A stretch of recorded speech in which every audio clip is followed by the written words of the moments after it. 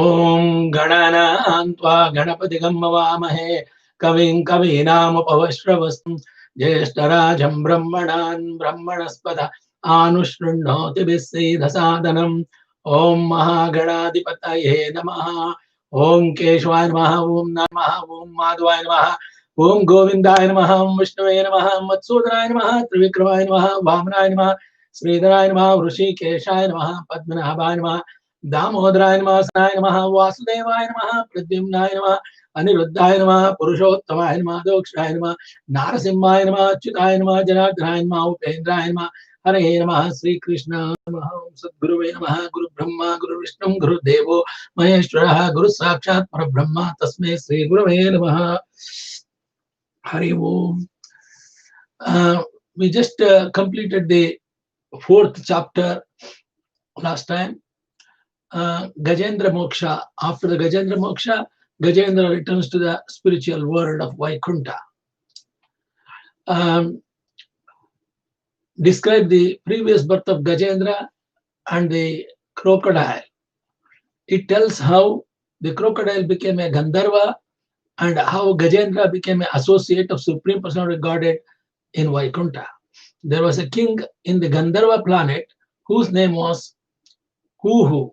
Once the king Huhu was enjoying with a woman in the water in the lake, and while enjoying, he pulled the leg of the Devala Rushi, who was also taking a bath in the water. Upon this, the sage became very angry and immediately cursed him to become a crocodile. King Uhu was very sorry when he got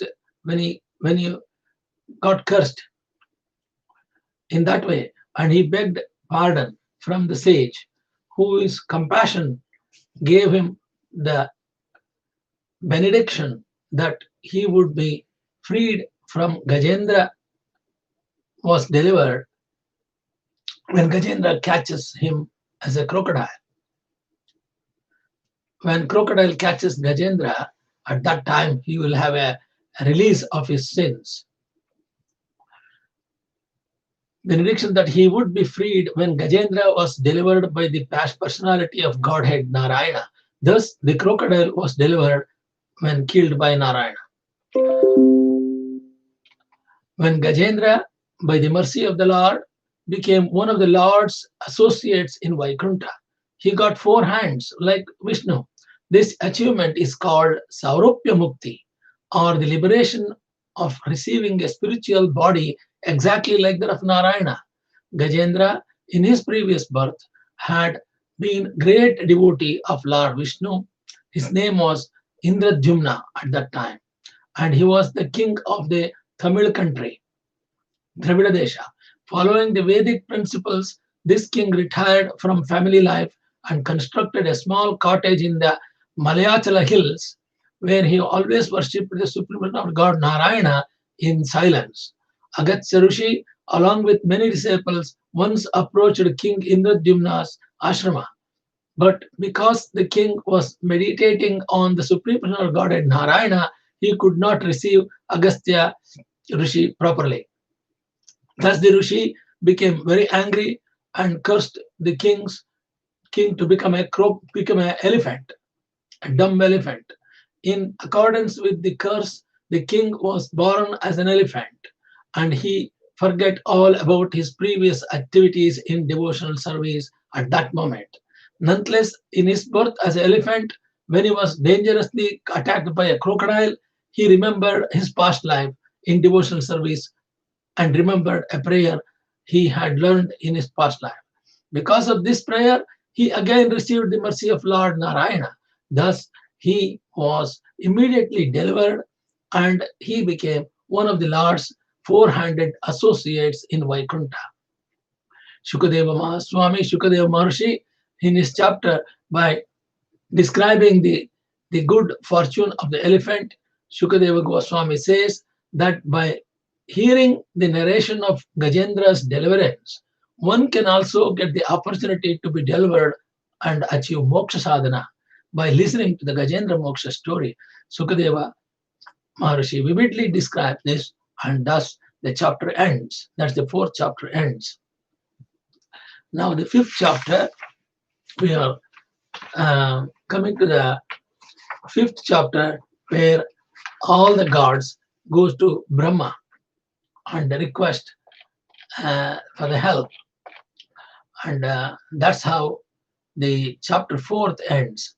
But it's important one to remember that Gajendra Moksha story is so auspicious and so nice, and by listening to the story of Gajendra Moksha, you can also attain moksha, provided you also qualified for that.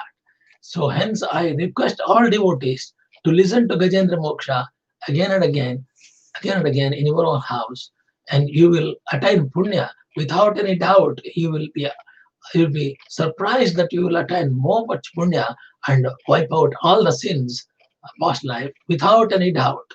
As per the Vyasa Maharushi's statement in the Mahabhagavad Purana, it says that must be right, because it says like that. Now, what actually happened in the fifth chapter? All the gods appeal to the Lord for protection. In the chapter, this chapter describes the fifth and the sixth manus, and it is also describes the prayers of the gods and the curse of the Dhurvasa Maha Rushi.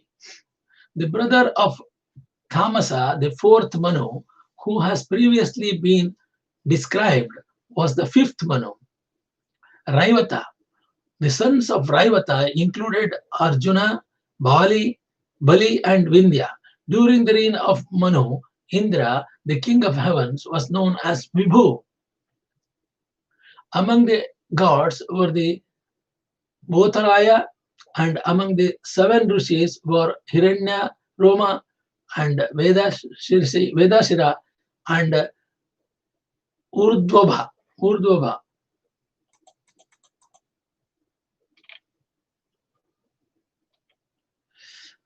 The rishis known as Subra by his wife Vaikuntha gave birth to the supreme personality regarded Vaikuntha.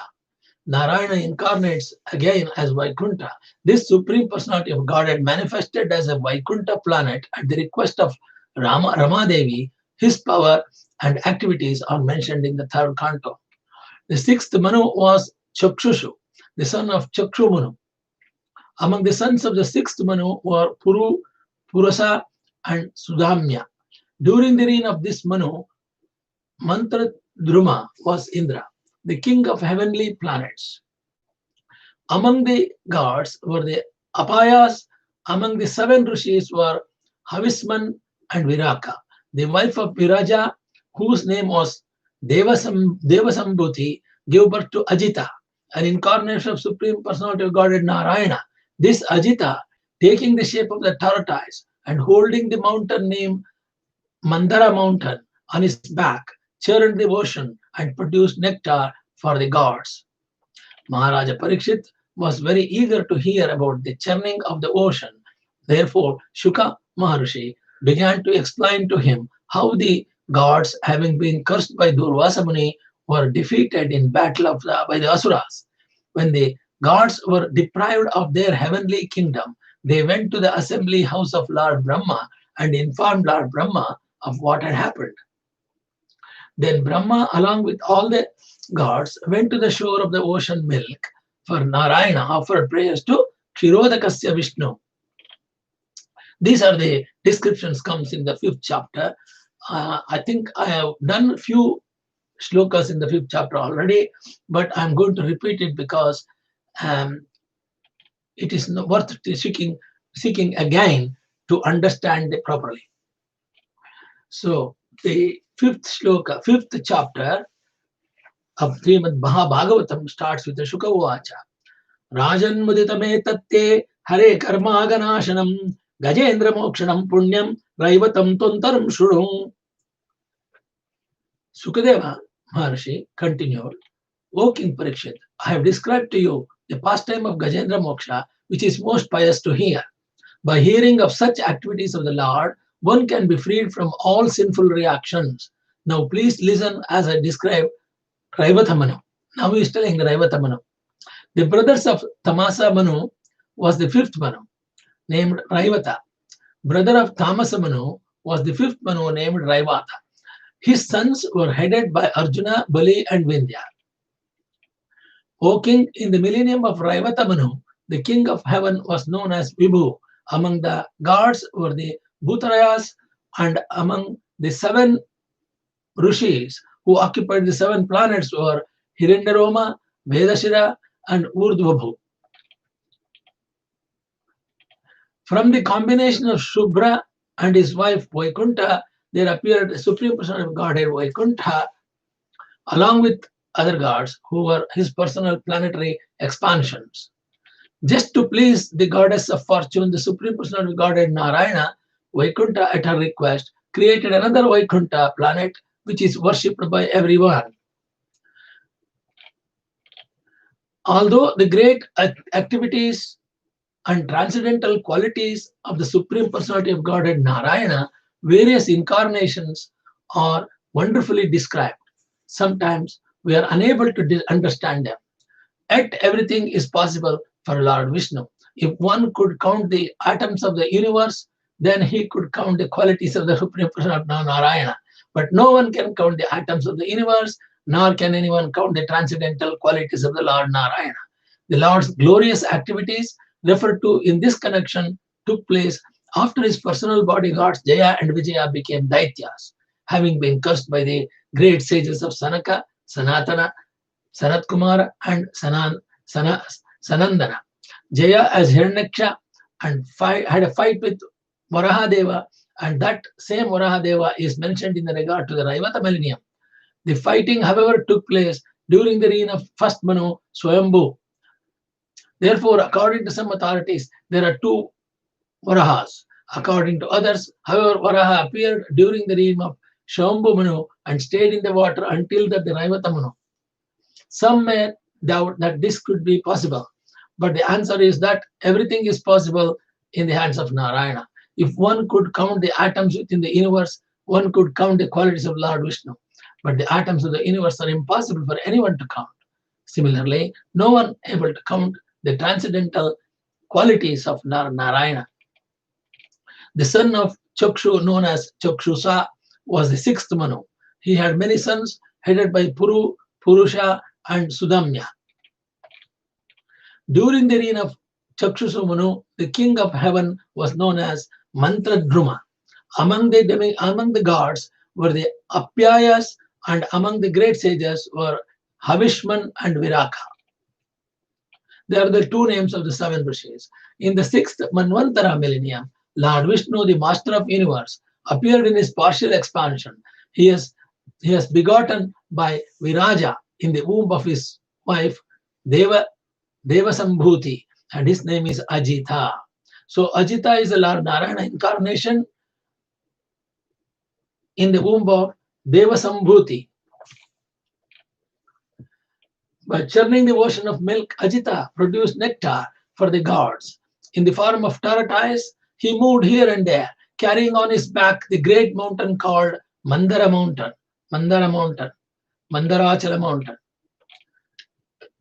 King Parikshit inquired, O great Brahmana, Sukadeva Maharashi, why and how did Lord Vishnu churn the ocean of milk?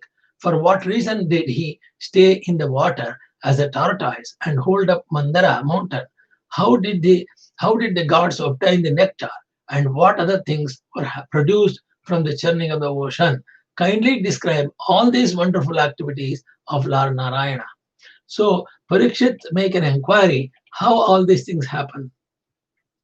My heart, which is disturbed by the three desirable, miserable conditions of material life, is not yet sated with hearing you describe the glorious activities of Lord Narayana, Supreme Person of Godhead, who is the master of all the devotees.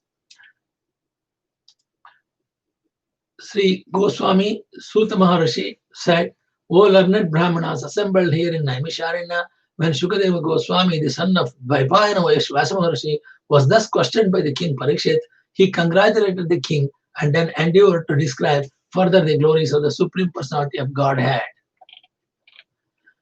Shuka Maharishi said, when the Asuras with their serpent weapons severely attacked the gods in a fight, many of the gods fell and lost their lives. Indeed, they could not be revived. At that time, O king, The gods had been cursed by the Dhurvasa Maha Rushi. The three worlds were poverty stricken, and therefore ritualistic ceremonies could not be performed. The effects of this was very serious. It is described that while Dhurvasa Maha Rushi was passing on the way, he saw Indra on the back of his Airavata, and he was pleased to offer Indra a garland from his own neck. Indra, however, being too puffed up with Ahankara, took the garland and, without respect for Durvasa Muni, he placed it on the trunk of the carrier of elephant. The elephant, being an animal, could not understand the value of the garland, and thus the elephant threw the garland between its legs and smashed it while walking. Seeing this insulting behavior, Durvasa Muni immediately cursed Indra to be poverty stricken, bereft of all the material opulence. Thus, the gods, afflicted on one side by the fighting demons, and the other side the curse of Durvasa Muni, lost all the material opulences in the three worlds. To be extremely opulent in materialistic advancement is sometimes very risky. The materially opulent person does not care about anyone, and thus he commits offenses to great personalities such as devotees and great saints. This is the way of material opulence, as described by Shukadeva Maharshi. Dhana Durmadhanda. Too much wealth makes one blind. That happens even to Indra in his heavenly kingdom, and what to speak others in the materialistic world. When one is materially opulent, he should learn to be sober and well behaved towards Vaishnavas and saintly persons, otherwise he will fall down. Lord Indra, Varuna, and other gods, seeing their lives in such a state, consulted among themselves, but they could not find any solution. Then all the gods assembled and went together to peak of Sumeru mountain. There in the assembly of Lord Brahma, they fell down to offer Lord Brahma their obeisances, and then they informed him of all the incidents that had taken place after Durvasa Muni's curse. Upon seeing that the gods were bereft of all influence and strength, and that the three worlds were consequently devoid of auspiciousness, and upon seeing that gods were in an awkward position, whereas all the demons were flourishing, Lord Brahma, who is above all gods, who is most powerful, concentrated his mind on the Supreme Personality of Godhead Narayana. Thus, being encouraged, he became bright faced and spoke to the gods as follows. So, Brahma concentrated on Lord Narayana. Lord Brahma said, I, Lord Shiva, all of you gods, the demons, the living entities born perspiration, the living beings born of eggs, the trees and plants sprouting from the earth, and the living entities born from the embryos, all come from the Supreme Personality of Godhead, Narayana. From his incarnation of Rajoguna, Lord Brahma, the Guna Avatara, and from the great sages, rishis, who are part of me. Let us therefore go to the Supreme Personality of Godhead, Narayana, and take shelter of his lotus feet. So this is what Brahma said to the gods, and they all went together with the gods, and Brahma and Shiva all went to the Supreme Personality of Godhead, Narayana. For the Supreme Personality of Godhead, there is no one to be killed, no one to be protected, no one to be neglected, and no one to be worshipped. Nonetheless, for the sake of creation, maintenance, and annihilation, according to the time, he accepts different forms of as incarnation, either in the mode of goodness, the mode of passion, or the mode of ignorance. Now is the time to invoke the mode of goodness of the living entities who have accepted material bodies. The mode of goodness is a Sattva-guna, Sattvika lifestyle. The mode of goodness is meant to establish the Supreme Personality of Godhead, Narayana's rule, which will maintain the existence of the creation. Therefore, this is the opportune moment to take shelter of the Supreme Personality of Godhead. Because he is naturally very kind and dear to the gods, he will certainly bestow good fortune upon the gods.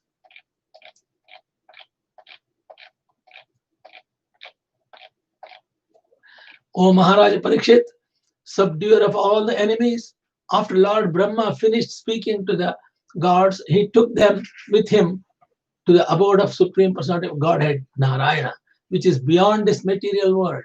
The Lord's abode is on an island called Shvetadvipa, which is situated in the ocean of milk. Maharaja Parikshit is addressed here as Arindama, the subduer of all enemies. Not only do we have enemies outside of our bodies, but within our body also there are some enemies, such as lusty desires, anger, greed. Maharaja Parikshit is specifically addressed as Arindama because in his political life he was able to subdue all kinds of enemies.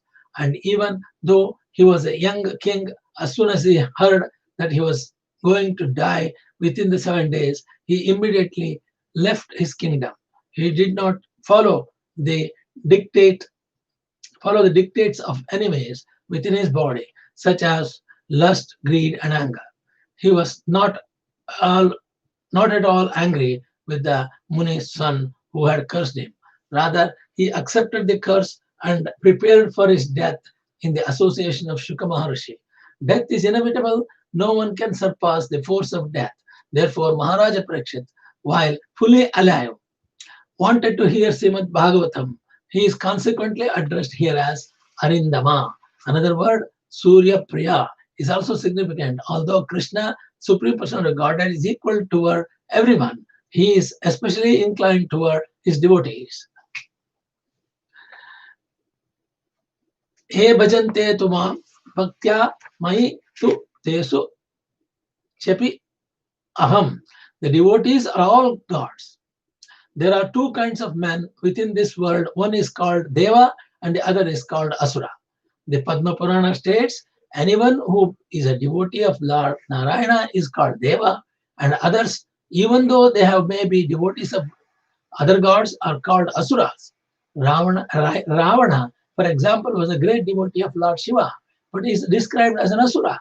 Similarly, Hiranyakashipu is described as a great devotee of Lord Brahma, and he was also an Asura. Therefore, only the devotee of Lord Vishnu is called Sura and not Asura. Lord Krishna is very much pleased with his devotees, even if they are not on the topmost stage of devotional service. Even on the lower stages of devotional service, one is transcendental, and if one continues with devotional life, he continues to be Deva or Sura. If one continues in this way, Krishna will always be pleased with him and will give him all instructions so that he may very easily return home back to Godhead. There, at the Shvetadvipa, Lord Brahma offered prayers to the Supreme Personality of Godhead Narayana, even though he had never seen the Supreme Personality of God Narayana, simply because Lord Brahma had heard about the Supreme Personality of Godhead from Vedic literature. With a fixed mind, he offered the Lord prayers as written or approved by the Vedic literature. That is, Vedic literature is nothing but Purusha Sukta. To make Narayana happy, to please Narayana, we should chant Purusha Sukta. It is said that when Brahma and other gods to see the Supreme Godhead at Shvetadvipa, they cannot directly see him, but their prayers are heard by the Lord and the needful action is taken. This we have seen in many instances. The word Shruta Puravaya is significant. We get experience by directly seeing or by hearing. If it is not possible to see someone directly, we can hear about him from authentic sources. Sometimes the people ask whether we can show them God. This is ludicrous. It is not necessary for one to see God before he can accept God. Our sensory perception is always incomplete. Therefore, even if we see God, Narayana, we may not be able to understand him. When Krishna was on earth, many people saw him but could not understand that he is the Supreme Personality of Godhead, Narayana. Avajananti mam mudha manushyam tanam asritam. Even though the rascals and fools saw Krishna personally, they could not understand that he is the Supreme Personality of Godhead in Dwapara Yuga also. Even upon seeing God personally, one who is unfortunate cannot understand him. Therefore, we have to hear about Lord Krishna from the authentic Vedic literature and from persons who understand the Vedic version properly. Even though Brahma had not seen the Supreme Person of Godhead, and before he was confident that the Lord was there in the Shwetadeepa. Thus he took the opportunity to go there and offer prayers to the Lord. These prayers were not ordinary concocted prayers. Prayers must be approved by the Vedic literature, as indicated this verse by the words Dvai Bir Garbhaha. In our Krishna consciousness movement, we do not allow any song that has not been approved sung by bona fide devotees. We cannot allow cinema songs to be sung in the temple. We generally sing two songs. One is Krishna Chaitanya Mahaprabhu Nityananda, Sri Krishna Chaitanya Prabhu Nityananda, Sri Advaita Gadadhara Sri Vasadi Gaurava Bhakta Vranda. This is a bona fide. It is always mentioned in the Chaitanya Hridamrita and is accepted by the Acharyas. The other, of course, is the Maha Mantra, Hare Krishna, Krishna Krishna, Hare Hare. Hare Rama, Rama Rama, Hare Hare. These are the Krishna's mantras. We may also sing the songs of Narottama Dasa Thakura, Bhaktivinoda Thakura, and Lochana Dasa Thakura. But these two songs, Sri Krishna Chaitanya or Hare Krishna Mahamantra, are sufficient to please Supreme Lord Godhead, although we cannot see him. Seeing the Lord is not as important as appreciating him from the authentic literature or the authentic statements of authorized persons. Lord Brahma said, O Supreme Lord, O changeless, unlimited Supreme Truth, you are the origin of everything. Being all pervading, you are in everyone's heart and also in the atom. You have no material qualities. Indeed, you are inconceivable. The mind cannot catch you by speculation, and words fail to describe you. You are the supreme master of everyone and every world and every universe, and therefore you are worshipable for everyone. We offer our respectable obeisance unto you. So Brahma surrendered to Narayana and submitted his prayers. Supreme Personality of Godhead directly and indirectly knows how everything, including the living force, mind, and intelligence, is working under his control. He is the illuminator of everything and has no ignorance. He does not have a material body subject to the reactions of various previous activities. And he is free from the ignorance of partially and materialistic education. I therefore take shelter of the fire of the lotus feet of Supreme Personality Godhead Narayana, who is eternal, all-pervading, and as great as the sky, and who appears with 6 opulences in 3 yugas, Satya Yuga, Treta Yuga, and Dwapara Yuga.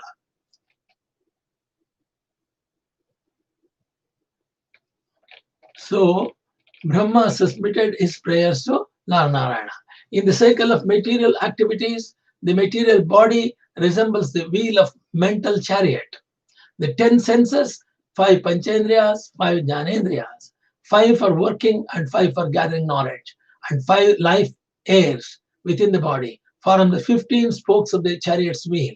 The 3 modes of nature, goodness, sattva, passion, rajo, ignorance, tamasaguna, are its center of activities, and the 8 ingredients of the nature is earth, water, fire, air, sky, mind, intelligence, and false ego comprise the aim of the wheel.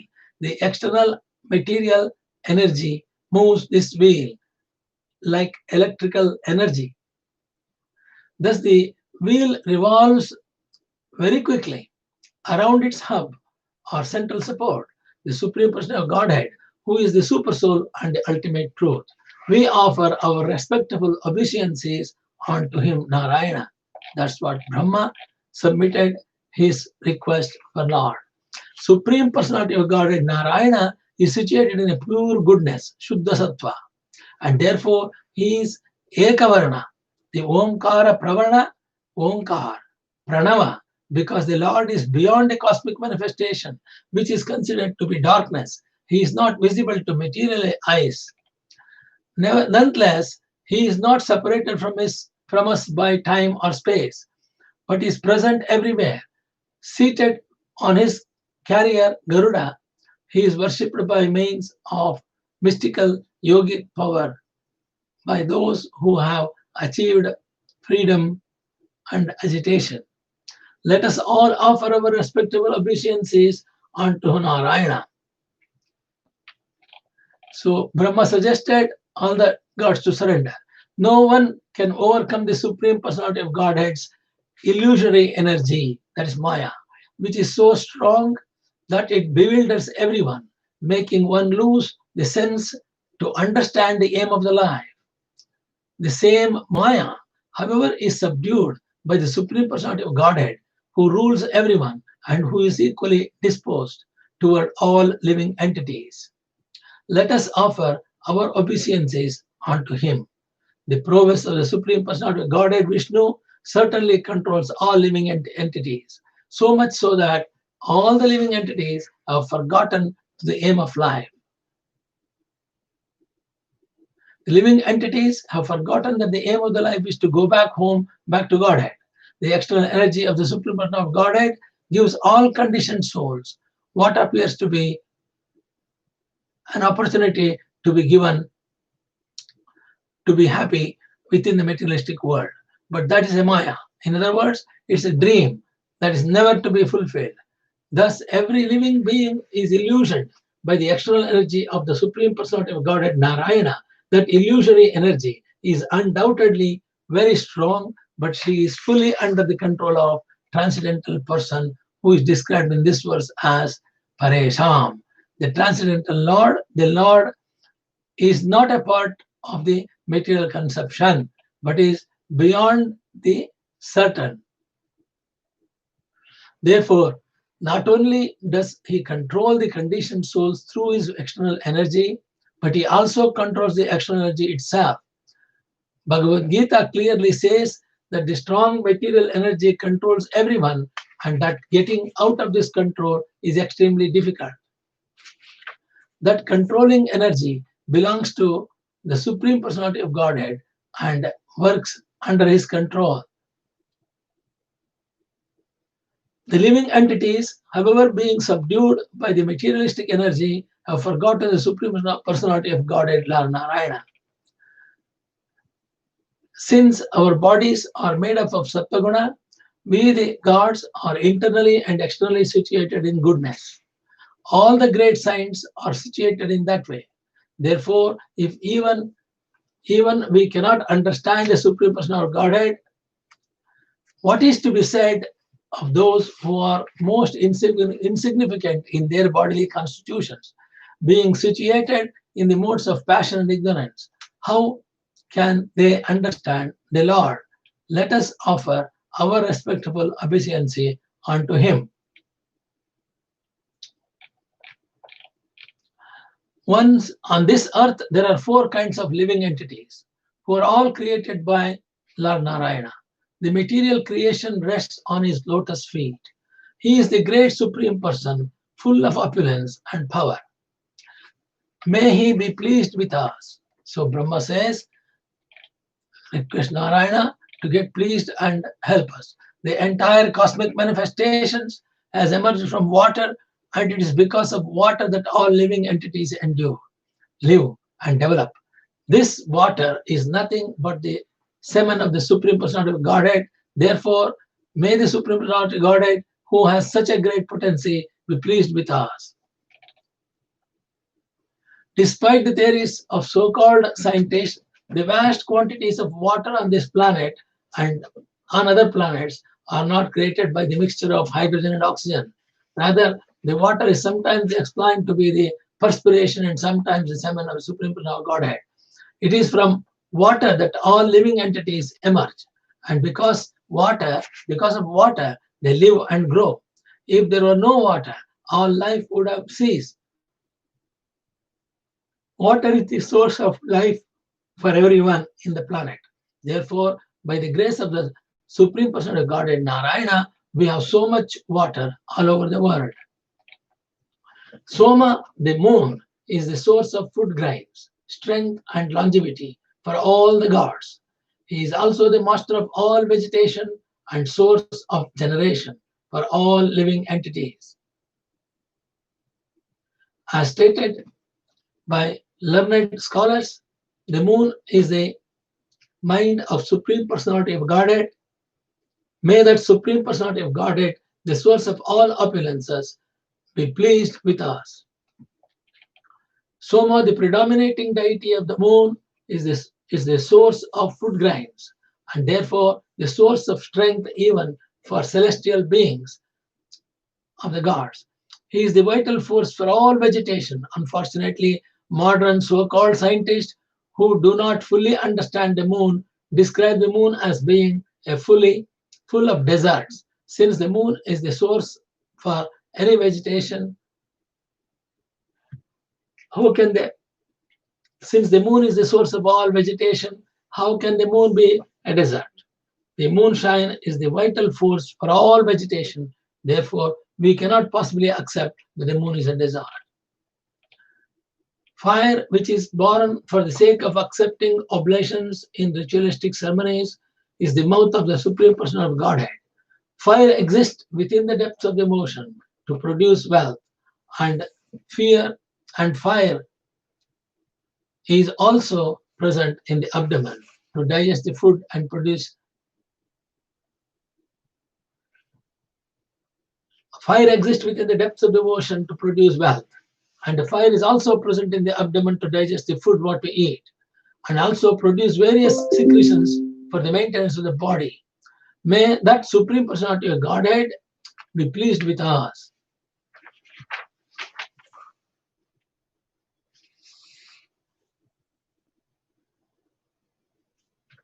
So, fire, the sun god marks the path of liberation,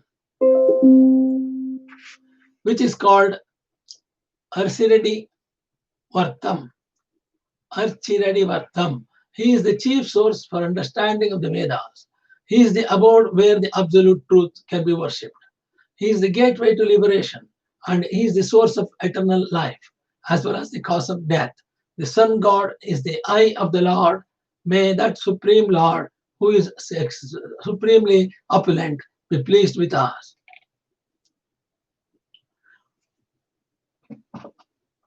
The sun god is considered to be the chief of the gods. He is also considered to be one of the important gods in the heaven with Indra, who catches the northern side of the universe. He gives help for understanding the Vedas as confirmed in Brahma Samhita. The sun, full of infinite effulgence, is the king of all the planets and the image of the good soul. The sun is like the eye of the Supreme Lord Narayana. I adore the primeval Lord Govinda, in pursuance of whose order the sun performs his journey, mounting the wheel of time. The sun is actually the eye of the Lord. In the Vedic mantras, it is said that unless the Supreme Personality of Godhead says, no one can see him. Unless there is sunlight, no living entity on any planet can see.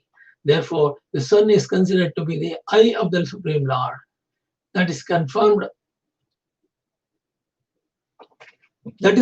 here by the words Yak Chakshur Asit, and in the Brahma Samhita by the words Yak Chak Sur Esa Savita. The word Savita means the sun god. All living entities, moving or non-moving, receive their vital force, their bodily strength, and their very lives from the air. All of us follow the air for our vital force, exactly as servants follow an emperor. The vital force of air is generated from the original vital force of the Supreme Personality of Godhead. May that Supreme Lord be pleased with us. So all the gods and Brahma, they have submitted their prayers to Narayana to please him. May the supremely powerful personality of Godhead, Narayana, be pleased with us. The different directions are generated from his ears.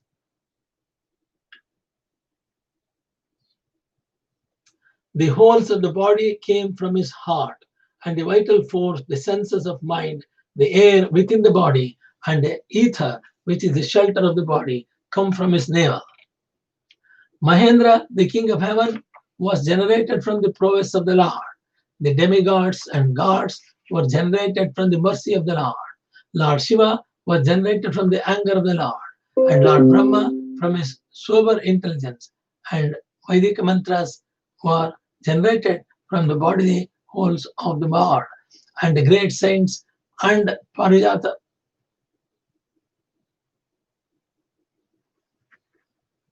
The Vedic mantras are generated from the bodily wholes of the land, and the great saints and Prajapatis were generated from his genitals. May that supremely powerful Lord Narayana be pleased with us. The goddess of fortune was generated from his chest, the inhabitants of Pitraloka from his shadow, the religion from his bosom, and irreligion, the opposite of religion, from his back.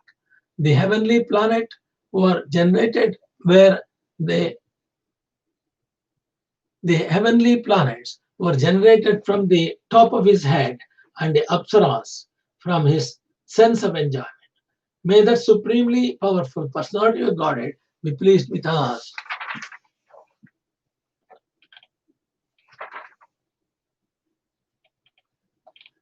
The Brahmanas and Vedic knowledge come from the mouth of the supreme personality of Godhead. The Kshatriyas and bodily strength come from his arms. The Vaishyas and their expert knowledge in the productivity of wealth come from his thighs. And the Shudras who are outside the Vedic knowledge come from his feet. May that supreme personality of Godhead, who is full in prowess, be pleased with us. Greed is generated from his lower lip.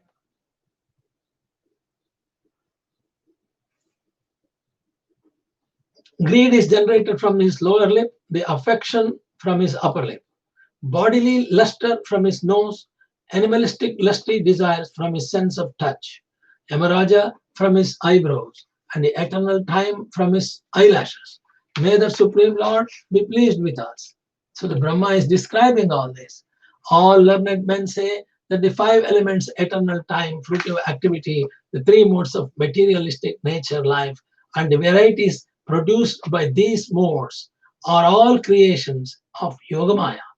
This material world is therefore extremely difficult to understand, but those who are highly learned and have rejected it, may the Supreme Personality of Godhead, who is the control of everything, be pleased with us. Let us offer our respectable obeisance unto the Supreme Personality of Godhead, Narayana, who is completely silent, free from endeavor, and completely satisfied by his own achievements. He is not attached to the activities of the material world through his senses. Indeed, in performing his pastimes in the material world, he is just like the unattached air. We can simply understand that behind the activities of material nature is the Supreme Lord, by whose indications everything is taking place.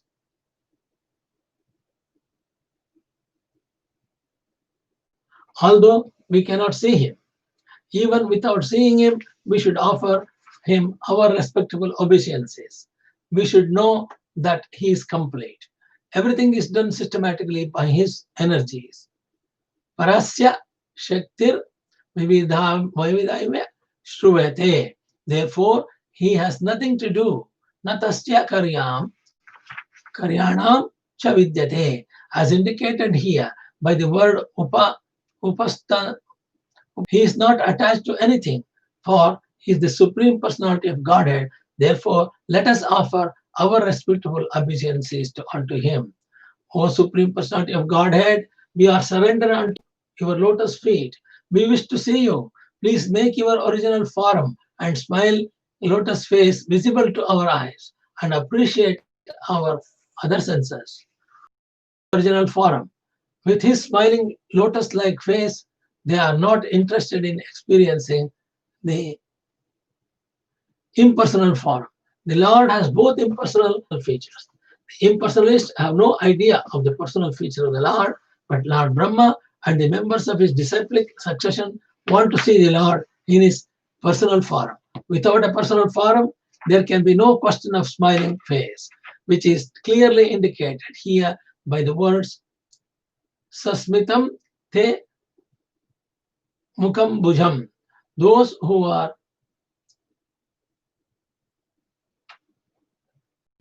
The Lord has both impersonal and personal features. The impersonalists have no idea of the personal feature of the Lord, but Lord Brahma and the members of his disciplic succession want to see the Lord in his personal form.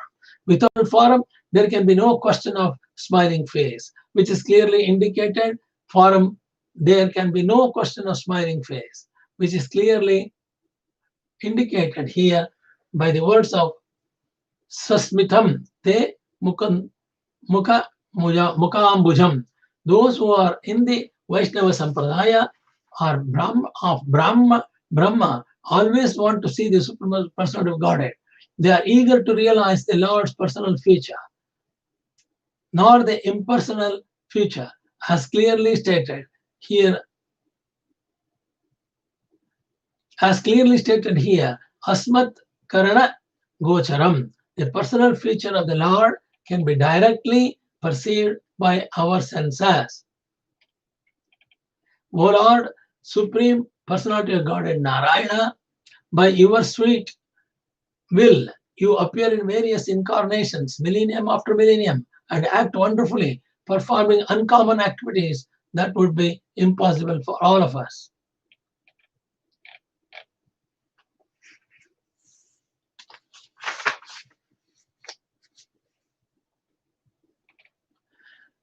Karmis are always anxious to accumulate wealth for their sense gratification, but for that purpose they must work hard.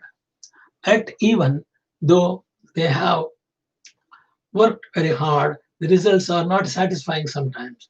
Indeed, sometimes their work results only in frustration. But devotees who have dedicated their lives to the service of Lord Narayana can achieve substantial results without working very hard. These results exceed the devotee's expectation. So it is very important the devotees to understand praying for Narayana should be in Shuddha Sattva. You can't be Rajasika and you can't be Tamasika in your prayers. That's why Sattvika lifestyle is very important. If you are not Sattvika life, you will not be achieving the moksha in this life. Activities dedicated to Supreme Personality of Godhead Narayana, even if performed in small measure, never go in vain. The Supreme Personality of Godhead, being the Supreme Father, is naturally very dear and always ready to act for the good of living entities.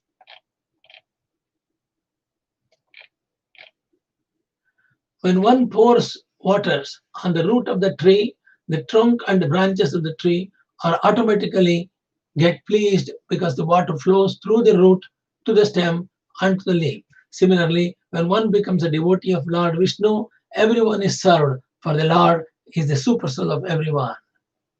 Of all types of worship, worship of Lord Vishnu is the best, and better than the worship of Lord Vishnu is the worship of his devotee, the Vaishnava. There are many gods worshipped by people who are attached to materialistic desires, kamis. Tair hrita jnanaha prapadyante na devata. Because people are embarrassed so many materialistic desires. They worship Lord Shiva, Lord Brahma, the goddess Kali, Durga, Ganesh, and Surya to achieve different results. However, one can achieve all these results simultaneously by just worshipping Lord Vishnu, as stated elsewhere in the Bhagavatam.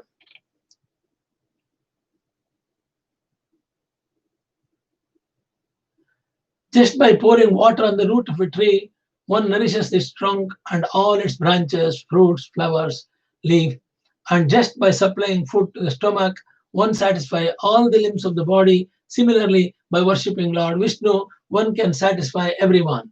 Krishna consciousness is not a sectarian religious movement. Rather, it is a It is meant for all embracing welfare activities in the world.